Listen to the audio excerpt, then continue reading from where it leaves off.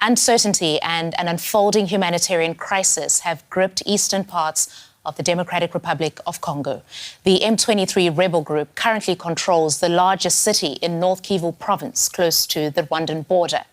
And after capturing Goma last week, its fighters are now reported to be heading south towards another city, Bukavu. Now, the battle for Goma destroyed homes and livelihoods and displaced hundreds of thousands of people.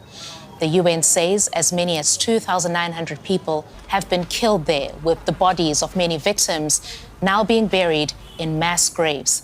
Now, aid groups have raised the alarm amid fears that disease might spread. We lost 3 people, some from a bomb, another was shot. Honestly, we are devastated by what happened in Goma. Our biggest plea is for the leaders to ensure that the war ends, because war has no value. We want peace in Goma. The battle for the control of Goma has unleashed a level of conflict in urban area not seen in decades in the region, with heavy artillery striking into town and violence spreading to many neighborhoods of the city. The human toll is staggering. Hospitals remain totally overwhelmed. The morgues are full. Medical teams cannot cope with the number of injured. The risk of epidemics are high, including cholera and mpox. And food has become scarce with inflation, and prices are rising. Now, diplomatic efforts to end the conflict have so far failed, but the Rwandan and Congolese presidents Paul Kagame and Felix Tshisekedi are expected to attend a summit in Tanzania to address the crisis. Rwanda denies claims from the UN and DRC that it is supporting the rebel advance. We'll hear from them in a moment, but first, here's the Congolese president who says the international community needs to take action. Your silence and your inaction in the face of the Kigali regime's barbarity and the atrocities perpetrated by its henchmen on our territory are an affront not only to the Democratic Republic of Congo, but also to universal values of justice and peace. The Congolese people take note of this passivity bordering on complicity. M23 are not Rwandans, please. These are Congolese, and one time he accepts it, then another time he says no, part of it is yes, and then the other part is from Rwanda, and these are the. He keeps on going. And how do we, leaders of our own countries, accept this to go on forever and just accept that we shall be manipulated by Tshisekedi or whoever is supporting him? Now, the DRC accuses Rwanda of using M23 to loot Congolese minerals. The rebels have seized lucrative mining areas in the country's east. A UN report last December said the M23 group was sending hundreds of tons of the rare metal coltan to Rwanda every month. That's a key component used for mobile phones and electric vehicles. Now, to get a better perspective of the situation, I spoke to one of the leading experts on the Democratic Republic of Congo. Jason Stearns previously led the UN panel of experts on the DRC. He's the founder and the chair of the Congo Research Group. I began our conversation by asking him about the latest rebel push in eastern DRC and what the M23 group is seeking to achieve.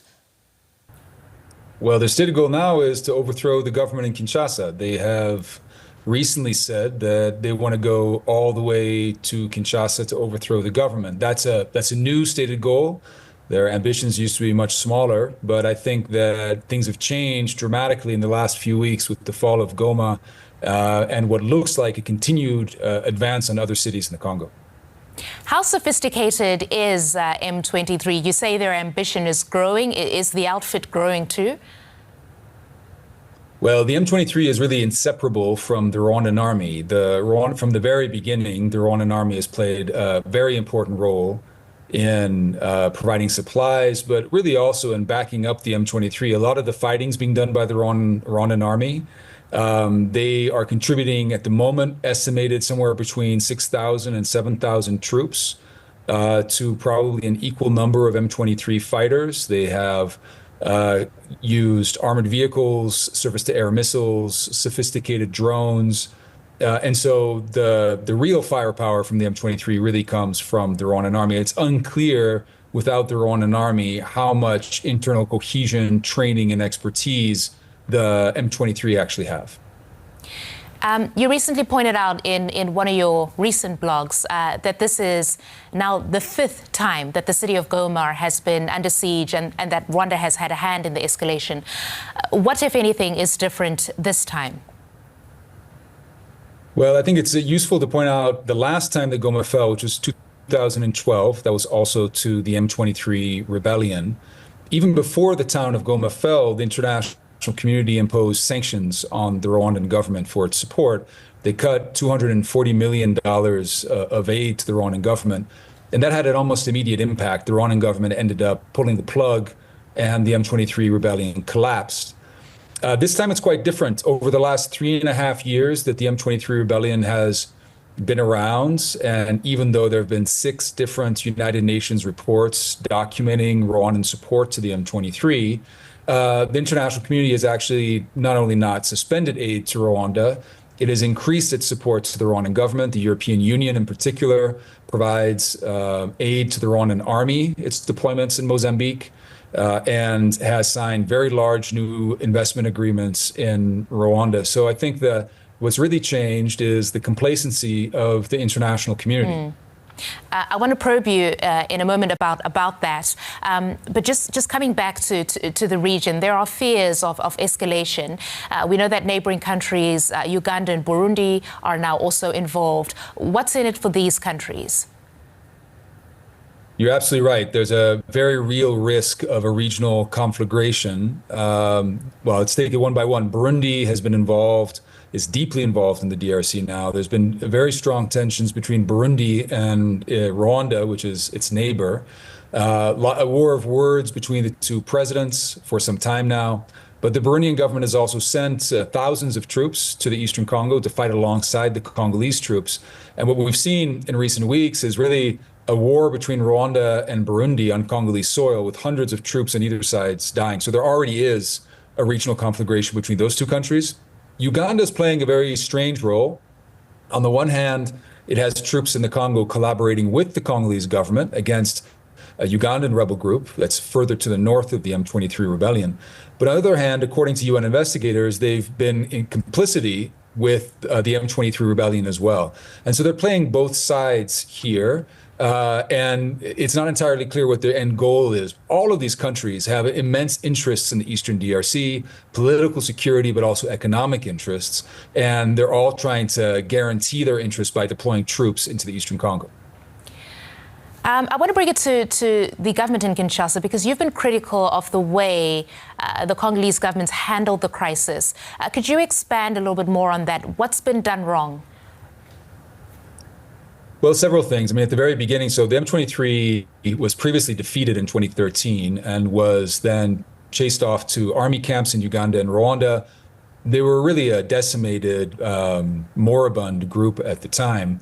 There were several occasions in which the Congolese government was in negotiation with them, could have brought them back, and just didn't follow through. There was an amnesty on the table, there was a demobilization program on the table, and they just didn't really care. They thought this group was defeated, and so they didn't need to pay attention to it. So that's the first thing. But I think much more importantly, the Congolese government would never be in this situation, fighting against the M23, but also fighting against dozens of other armed groups in the Eastern Congo, if it wasn't for its own internal weaknesses. Its weaknesses in terms of governance, but in particular also in terms of its army. After all, even if the M23 and the Rwandans together are 10 to 15,000 troops, the Congolese government has 120,000 troops. It has a military budget of over $1 billion a year, and yet it is being defeated again and again on the battlefield. And that's because of a lack of investment, but also because of the corruption that really undermines not only the Congolese state, but in particular the army. And so I think they haven't invested. This should be a wake-up call. They haven't invested in protecting their own population. Just on the point about protecting their own population, the president in Rwanda, President Paul Kagame, maintains that they have nothing to do with the M23 rebels, but that instead, if anything, the Rwandese army has been deployed to protect Rwanda's territory. Is there any evidence to suggest that there are threats in the DRC to the Rwandan population? Well, you mentioned before, this is the fifth Rwandan invasion of the Eastern Congo since 1996, when the Great Congo Wars began. And ever since then, the Rwanda-Congo rivalry has really been the crux of this conflict. And throughout this period, Rwanda has claimed that it is facing real security threats from the Eastern Congo that have to do with people who fled the genocide, fled after carrying out the genocide into the Eastern Congo. So genocidaires, people who are responsible for carrying out atrocities and who still want to exterminate the Tutsi population in Rwanda. In 1996, those accusations were credible.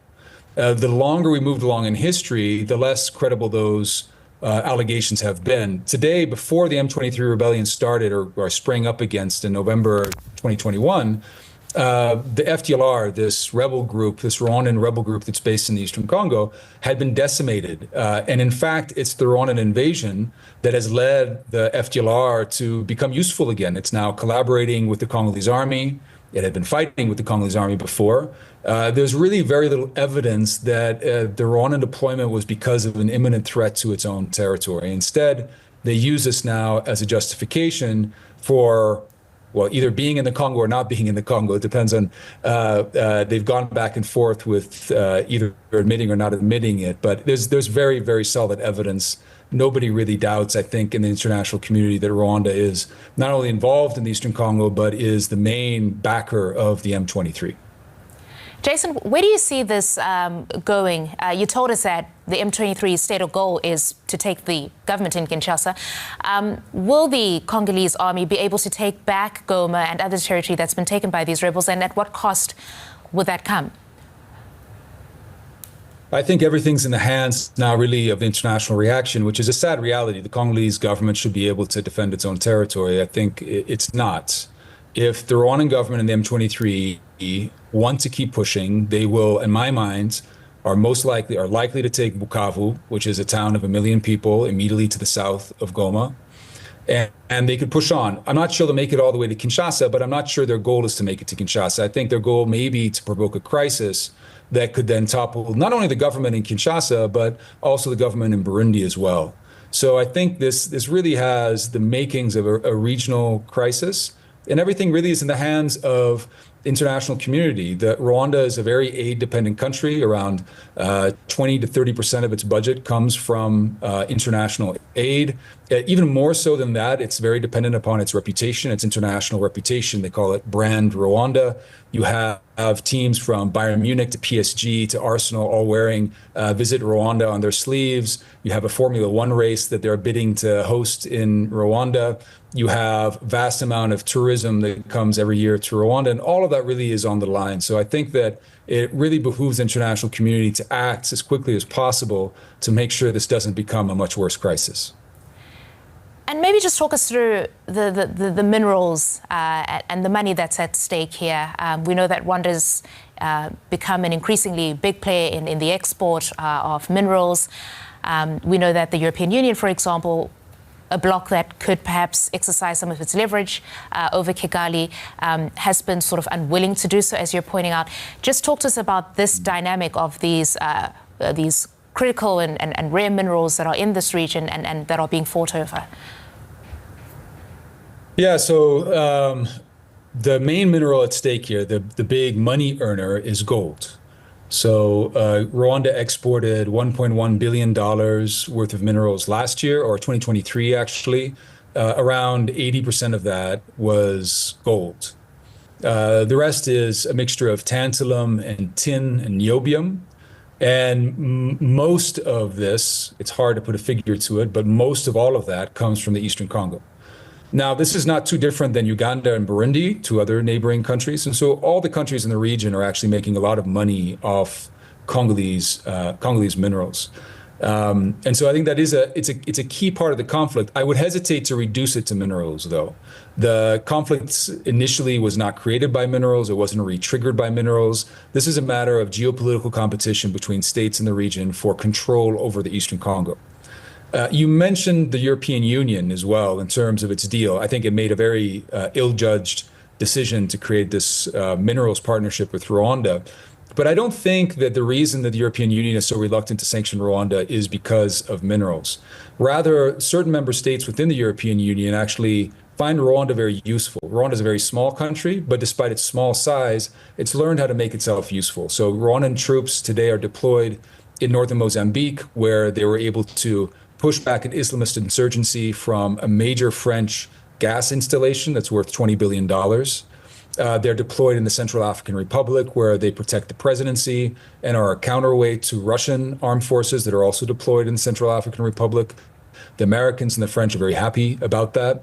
And they're the second largest contributor to UN peacekeeping missions, which is particularly perverse given the fact that we believe Rwandan troops killed peacekeepers in recent weeks in the Eastern Congo, and yet they're the largest African contributor to peacekeeping missions, and they made $150 million last year for being reimbursed for the peacekeeping contribution. So I think that's where it finds leverage. Right. So you make the point there that Rwanda is particularly useful to international partners, but just to follow up on your point about control of the Eastern DRC, why are countries in the region vying for control of this part of the country, if it's not the minerals? Well, it is. I mean, it's also minerals. It's broader than just minerals, because you can make minerals in peacetime as well. In fact, Rwanda has done so. Before the M23 crisis erupted, Rwanda was in relatively good relations with the Eastern Congo. And I think that what many would hope would that they'd be able to grow the pie, be able to make more money, prosper, have everybody prosper in peace. It's just that conflict economies benefit certain people who would not benefit if the region was at peace. So what is it about in the Eastern Congo? It's about control. This initial conflict was triggered, in fact, by Ugandan deployments, army deployments, just to the north of this area. And the Rwandan government was afraid Uganda would use their deployments in the Congo to destabilize Rwanda. That's how most people believe this conflict started. So it's really about countries, fighting, quarreling in the Eastern Congo on Congolese soil for political security and economic interests. All right, that is the expert, Jason Stearns. We appreciate your insight in coming onto this program, Jason. Thanks very much. Thank you.